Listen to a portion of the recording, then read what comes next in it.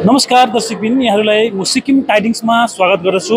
आज तपाईहरूलाई म पश्चिम सिक्किमको गेजिङ गर्ल्स सिनियर सेकेन्डरी स्कुलको अडिटोरियम हलबाट यो रिपोर्ट लिएर आएको छु।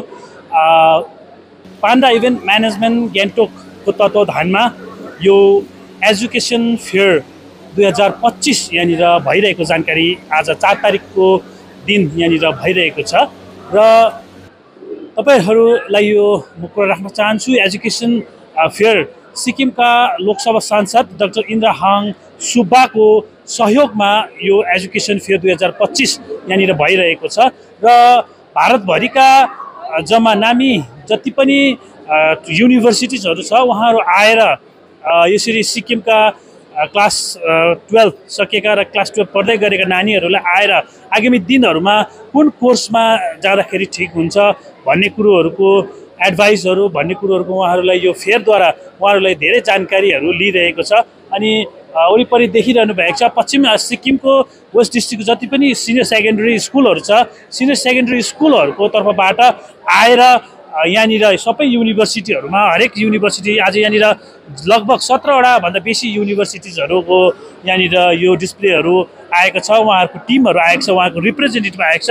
अनि उहाँहरुसित गएर हरेक युनिभर्सिटीमै गएर नानीहरुले सोधी खोजी गर्ने एउटा यो राम्रो मौका पाएको छ यो एजुकेसन फेयर 2025 र सम्भवतः यो पश्चिम सिक्किम गेजिङमा यो पहिलोचोटि हुन सक्छ र यस विषयमा पनि हामी स्टुडेन्टहरुसित पनि कुराकानी गर्ने छौं।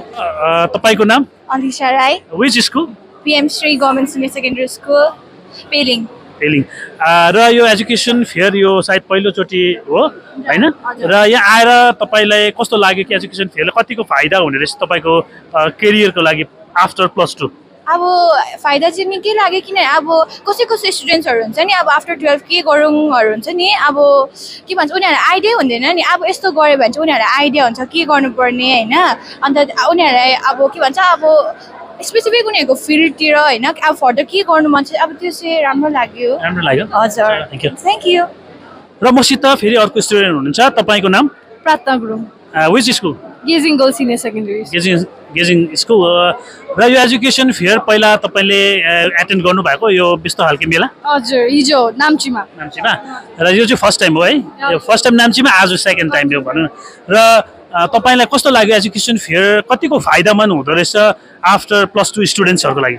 लाइक बेसी एक्सपोजर पाउँछ। अब कतिवटा स्टुडेन्ट्सहरुलाई अब कन्फ्युजन भइरहेको हुन्छ हैन कलेजेसहरु के गर्नु, यहाँ आएर चाहिँ अलिकति बेसी एक्सपोजर भएर अझै लाइक माइन्ड अलिक खुल्ला भएर बुझ्छ मज्जाले बुझेको।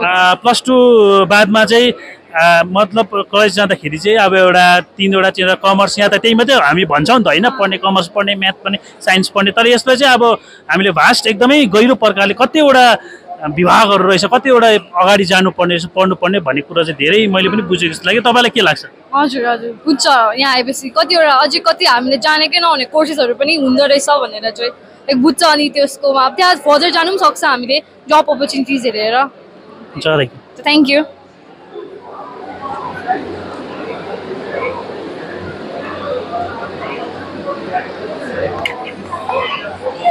My name is Susila Gurung and I am from Tasiting Senior Secondary School. मेरो चाहिँ यो फर्स्ट एक्सपिरियन्स हो एजुकेसन फेयरमा। अन्त मलाई चाहिँ एकदमै राम्रो लाग्यो।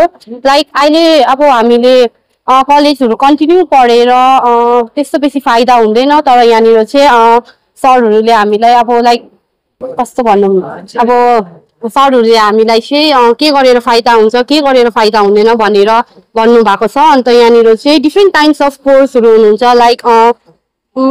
Like paramedical, Paro university and there are so many university. अन्त अब हामी अब एउटै स्टेटमा बसेर पनि भएन, हामीले बाहिर गएर एक्सप्लोर गर्नुपर्छ। एन्ड नथिङ मच, मलाई चाहिँ एकदमै राम्रो लाग्यो। And I am thinking about this paramedical, मलाई चाहिँ यो एकदमै मन पर्यो। And I guess I am going to do it. Thank you. विशेष गरेर है यो शिक्षा सम्बन्धी हायर एजुकेसनको लागि जब नानीहरू 12 क्लास सकिसकेपछि कुन युनिभर्सिटी जाने, कहाँ पढ्ने, कसरी पढ्ने भनेर अन्यलमा परिरहेको बेला यसरी गेजिङ जिल्लामा आज यो गर्ल्स हस्टेलमा पहिलोचोटि सायदै जस्तो लाग्यो र यसमा सिक्किमको एकमात्र लोकसभा सांसद डाक्टर इन्द्रहाङ सरज्यूले सहयोग गर्नु भएर हाम्रो युवा एकदमै खाटी युवा हुनुहुन्छ उहाँ है खटेर डटेर अगाडि बढ्ने अनि समाजलाई पनि बढाउने सोच भएको हाम्रो दोर्जी सुब्बा सरज्यूले यसरी गर्नुभएको छ र साथमा कमेन्ट कन्ट्र्याक्टर पनि हुनुहुन्छ र सोशल वर्कर हाम्रो विशाल सुब्बा सर हुनुहुन्छ। यसरी गेजिङ जिल्लामा हिजो सोरेङ जिल्लामा भएछ र आज गेजिङ जिल्लामा यसरी धेरैवटा कलेजेसबाट 12 सकेको नानीहरू यहाँ आएर यो 2025 यो एजुकेसन फेयर है पाण्डा इभेन्ट्स म्यानेजमेन्ट गान्तोकबाट यसरी टिम आएर देशभरिको अब इन्डियाभित्रमा जति पनि युनिभर्सिटी कलेजेसहरू छ त्यहाँ नानीहरूलाई लाने जाने आउने श्रेणीको यो माध्यम भएको चाहिँ मलाई पहिलोचोटि लाग्यो। यो सालै नै भयो भने चाहिँ नानीहरू अन्यलमा पर्दैन, एकदमै राम्रो छ। अनि सिक्किमको सम्माननीय मुख्यमन्त्री साहब पनि शिक्षा विषयमा धेरै यसरी नानीहरूलाई अगाडि प्रोत्साहन दिने बढाउने पढाउने अनि उहाँले पनि गार्जियन भएर पिता भएर धेरै नानीहरू पढाइरहनु भएको छ र यसरी आज म यसरी मुख्य अतिथि भएर आउनु पाउनु पनि मलाई गर्वित लाग्यो। सायदै यो सम्माननीय मुख्यमन्त्री साहब डाक्टर इन्द्रहाङ साहब अनि हाम्रो क्षेत्र को एमएलए साहब सुदेश कुमार सरज्यूको यो सरसल्लाह बमोजिम यो भइरहेको एजुकेसन फेस्ट 2025 लाई हामीले यसरी आएर घुम्यौं हेर्यौं। यो एकदमै बडो आनन्दमयसँगले नानीहरूले आफ्नो फर्म फिलअप गरिरहनु भएको छ। हामी पढेर यसरी जाने अगाडि बढ्ने नानीहरूसँग पनि इन्टरेक्ट भयो। यो पहिलोचोटि लाग्यो, हामीलाई खुसी लाग्यो भनेर यही भन्दैछ र साली नै यसरी भइदियो भने प्यारेन्ट्स गार्जियनहरू पनि खुसी हुन्छ, उहाँहरू अन्यलमा पर्दैन र नानीहरूलाई पनि शिक्षामा एकदमै बढावा दिने आउने जोस हुन्छ। Thank you. नमस्कार यहाँ सबैलाई है, म Dorji Subba proprietor Panda event management है। आज हामी 4 तारिकको दिन गेजिङ स्कुलको अडिटोरियममा एडु एक्सपो एजुकेसन फेयर 2025 हामीले यहाँ गरिरहेको छौँ र यहाँ तकरिबन 300 प्लस स्टुडेन्ट्सहरू आएको छ। गेजिङ डिस्ट्रिक्टको डिफ्रेन्ट स्कुल्सहरूबाट उहाँहरूले आफ्नो +2 सकेपछि कुन कोर्सहरूमा जाने, टेक्निकल कोर्स गर्ने, प्रोफेसनल कोर्स गर्ने, धेरैवटा कोर्सहरूको बारेमा उहाँहरूले बुझेर जानुहुन्छ यहाँबाट। अनि अब यहाँबाट गएपछि उहाँहरूले घरमा बसेर त्यो जति पेम्पलेट्सहरू पाएको छ उहाँहरूले अध्ययन गर्नुहुन्छ। त्यो पछि उहाँहरूले कलेजहरू डिसाइड गर्नु, स्कलरसिपहरू के पाइन्छ त्यो विषयमा उहाँहरूले एकदमै राम्रोसँग बुझ्न सक्नुहुन्छ है। अनि यसको बादमा हामी लगत्तै अब गान्तोकमा गर्दैछौँ, त्यहाँबाट फेरि मङ्गनमा गर्दैछौँ है। यो एक्सपो एजुकेसन फेयरले चाहिँ के गर्छ र हामीले किन सोरेङ र गेजिङ मङ्गन डिस्ट्रिक्टमा ल्यायौँ भन्दाखेरि यहाँभित्र हाम्रो लोकसभा सांसद हाम्रो डाक्टर इन्द्रहाङ सरको एकदमै राम्रो सपोर्ट हुनुहुन्छ। उहाँले चाहिँ के भन्नुहुँदै थियो भनेखेरि एकदमै भित्र नानीहरू जुन चाहिँ गाउँ बस्तीको नानीहरू छ उहाँहरूसम्म चाहिँ यो इन्फर्मेसन पुगोस्। कलेजहरूको बारेमा इन्फर्मेसन एकदमै हाम्रो नानीहरूलाई कम भएको छ, उहाँहरू एकदमै डिसिजन मेकिङमा कोही बेला ल्याक हुँदैछ। सो यो कुरा चाहिँ तपाईँहरूले पुर्याउनु पर्छ एकदमै भित्रसम्ममा भनेर चाहिँ हामीले वेस्ट डिस्ट्रिक्टभित्र पेनिट्रेट गरेको यो पालि है। अनि म हाम्रो सम्माननीय मुख्यमन्त्री साहबलाई एकदमै धन्यवाद दिन चाहन्छु। हाम्रो जबदेखि एसकेएम पार्टीको सरकार भयो त्यो सरकार भएपछि हामी युवाले खुल्ला रूपले यसरी व्यवसायी भनौँ, इन्टरप्रेन्योरसिपमा जुनै पनि व्यवसायमा हामी अगाडि बढ्न सकिरहेका छौँ। साथसाथै सोरेङ च्याखुङको एमएलए सर हाम्रो आदित्य गोले सरलाई म धन्यवाद दिन चाहन्छु।